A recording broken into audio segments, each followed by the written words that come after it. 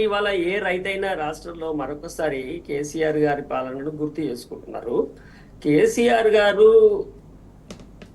ప్రభుత్వం ఏర్పాటు చేసినటువంటి నేపథ్యమే ఇక్కడ రైతుల ఆత్మహత్యల నుంచి వచ్చిన తెలంగాణ పోరాటం నుంచి ఆయన అధికారంలోకి వచ్చింది. ఆయన దృష్టి అంతా కూడా వ్యవసాయము, రైతులు లేకుండా ఈ రాష్ట్రం, ఈ ప్రాంతము అభివృద్ధి చెందదు. పెద్ద మొత్తంలో సమైక్య రాష్ట్రంలో నష్టపోయిందంతా కూడా ఆ వర్గమే. వాళ్ళని మనం బాగా ముందుకు తీసుకురావాలనే ఒక ఖచ్చితమైన ఒక ప్రణాళిక దాంతో ఆయన ముందుకు వెళ్ళినాడు. కాబట్టి ఆనాడు అన్ని కూడా చూడండి మీరు, farmer centric programmes, rural centric programmes, కూలీలు, రైతుల మీద ఆధారపడ్డ ఇతర గ్రామీణ వర్గాలు బతుకు తెరువుకు సంబంధించినవి, చేతి వృత్తులకు సంబంధించిన వాటికి సంబంధించిన డబ్బులు కిందికి పంపు చేయడం లాంటివి, ఇట్లాంటి కార్యక్రమాలే ఉంటాయి మీరు చూస్తే. అందువల్ల ఆనాడు రైతు ఏది ఇంత చిన్నది కూడా ఆయన పరిశీలిస్తూ వెంటనే రైతులకు అట్లాంటి ఇబ్బంది జరగద్దు అని చెప్పి ప్రయత్నం చేసినారు. కాబట్టి ఆనాడు అట్లా ఉంది. ఈ ప్రభుత్వానికి రైతులు అనేది ప్రాధాన్యత కాదు. క్లియర్ గా మనం వాళ్ళ ఈ 2.5 సంవత్సరాల పరిపాలన చూస్తే అది చాలా లీస్ట్ ప్రయారిటీ కింద వాళ్ళు చూస్తున్నారు. వాళ్ళకి వేరే ప్రాధాన్యతలు మనకు ఉన్నట్టుగా కనబడుతున్నాయి. ఇంకొకటి ఏంటంటే, ఇవాళ ప్రతిపక్షాలు పెద్ద మొత్తంలో రైతుల సమస్యల మీద గట్టిగా నిలదీసి వాళ్ళ కళ్ళాల దగ్గరికి వెళ్ళి, కలెక్టరేట్ల దగ్గరికి వెళ్ళి గట్టిగా వాళ్ళను, ప్రభుత్వాన్ని, వ్యవసాయ శాఖ మంత్రిని విమర్శిస్తే చూడండి, విమర్శిస్తే ఏం చేయాలరే, ఇదేందా మనకి ఆల్రెడీ అంతా వాళ్ళు 10 ఏళ్ళు సెటప్ చేసి రన్ చేసిందే కదా, ఎందుకు మాకు ఇట్లాంటి చెడ్డ పేరు వస్తుంది, ఎందుకు కొంటలేదు? నిజంగానే ప్రభుత్వం కొంటుంది అనుకోండి, అప్పుడు ఏం చేయాలా? మంత్రులు, సంబంధిత శాఖాధికారులు జిల్లా స్థాయిలో ఎవరు ఉన్నారో వాళ్ళని పిలిచి మాట్లాడి, ఇదేంటిది మాకు ఇట్లాంటి ఆరోపణలు రావడం ఏంటి, మీరు ఏం చేస్తున్నారు అని చెప్పి గట్టిగా 1 వారం రోజులలో 10 రోజులలో క్లియర్ చేయండి అని చెప్తే సరిపోతుంది. కానీ మీరు చూస్తే ఈ ప్రభుత్వము రైతుల పట్ల చిత్తశుద్ధితో లేదని చెప్పడానికి ఒక రుజువు నేను చెప్తాను. మంత్రులు ప్రతిపక్ష నాయకులు అయినట్టు కళ్ళాలకు ఒకటి ఏంటంటే నాకు అర్థం కాదు. మీరు కళ్ళాలకు పోయి ఏం చేస్తారు? ఎన్ని బస్తాలు ఇక్కడ కొనకుండా ఉన్నాయని చూస్తారా?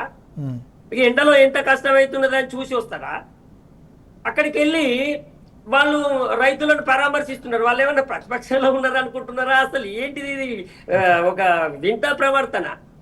వాళ్ళు ఎక్కడికి వెళ్ళాలి? వాళ్ళ ఇళ్లకో లేకపోతే వీళ్ళ ఆఫీసులకో, సెక్రటరియట్కో అధికారులను పిలిపించి, ఇదంతా మాకు విమర్శ వస్తుంది, ఇదంతా ఉండద్దు, నిజంగానే రైతుల మీద మాకు ప్రేమ లేదా, వాళ్ళకే ఉందా, చలో 10 రోజులలో 15 రోజులలో క్లియర్ కావాలి, మీకు ఎంత డబ్బులు కావాలో మేము కేటాయిస్తామని చెప్పాలి కదా.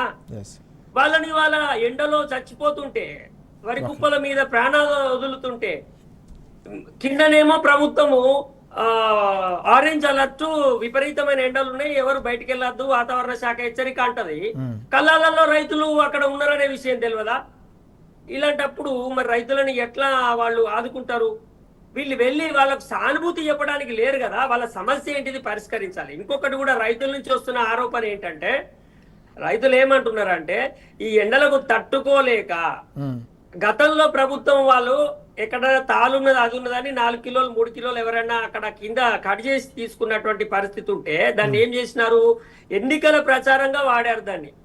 మేమైతే అట్లా చెయ్యము, ఒక గింజ కూడా కట్ చేయము అని ఎన్నికల ప్రచారంలో వాడుకొని ఇవాళ ప్రతి చోట మళ్ళా 4 కిలోల కట్టింగ్ అనేది తీస్తున్నారు అనేది ఇవాళ రైతుల నుంచి చెప్తున్నటువంటి విషయం. బాజాప్తా 4 కిలోలు తీస్తున్నట్టుగా రుజువులు ఉన్నాయి.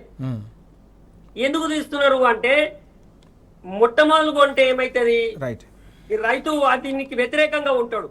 ఈ ఎండలో ఈ 20 రోజులు ఉంచి 4 కిలోలు కాదు బాబు, 6 కిలోలు 10 కిలోలు తీసుకుపోయి నేను ఉంటే చచ్చిపోయేటట్టు నా ధాన్యం అయితే ఎత్తు అనే కాడికి రైతులను ఒత్తిడి చేసి ఇప్పుడు 4 కిలోలు అయినా తీయడానికి రైతు ఒప్పుకునే పరిస్థితికి వచ్చింది.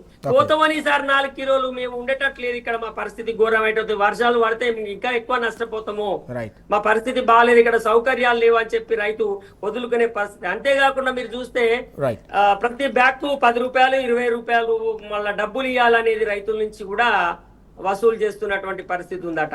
అది రైతులకు రియంబర్స్మెంట్ చేస్తామంటున్నారు. అదే ప్రభుత్వమే ఇచ్చేసుకొని ప్రభుత్వమే వాళ్ళ అకౌంట్ లో వేసుకుంటే సరిపోతుంది కదా. రైతుల అమౌంట్ లోంచి కట్ చేస్తూ మళ్ళీ మీకు రియంబర్స్మెంట్ చేస్తామని చెప్పేటువంటి అధికారులు చెప్తున్న పద్ధతి ఉన్నది.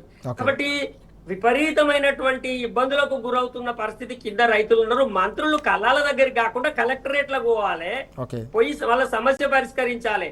వాళ్ళే ఎండలో చావు బతుకుల మధ్య కొట్టుమిట్టాడుతుంటే మీరు పోయి వాళ్ళని అదేంటి ఓదార్పులు చేయడానికి కాదు కదా మనం ఉన్నది. రైట్ రైట్ సమస్య పరిష్కారం కోసం ప్రయత్నం చేయాలి. అంటే సమస్య ఉన్నదని మంత్రులు కల్లాలకు పోతున్నప్పుడే వాళ్ళే ఒప్పుకుంటున్నట్టు. రైట్ కాబట్టి ఆ సమస్య ఉన్నదన్నప్పుడు మీరు పోయి వాళ్ళని ఓదార్పుడం కాకుండా మీరు పరిష్కరించే ప్రయత్నం చేయాలి ప్రభుత్వము. ఇది పెద్ద మొత్తంలో అధిక సంఖ్యాక రైతాంగం ఎదుర్కొంటున్నటువంటి సమస్య. Right. రేపు 15 రోజులైతే జూన్ వస్తున్నది, మళ్ళీ వాళ్ళు కాస్తుకు వెళ్లాల్సిన పరిస్థితి ఉంటది. కాబట్టి వెంటనే ప్రభుత్వము దీని మీద చర్యలు తీసుకోవాల్సినటువంటి అవసరం ఉంది. లేకపోతే తీవ్రమైనటువంటి ఆగ్రహావేశాలు రైతులది ఈ ప్రభుత్వం చవి చూస్తుంది.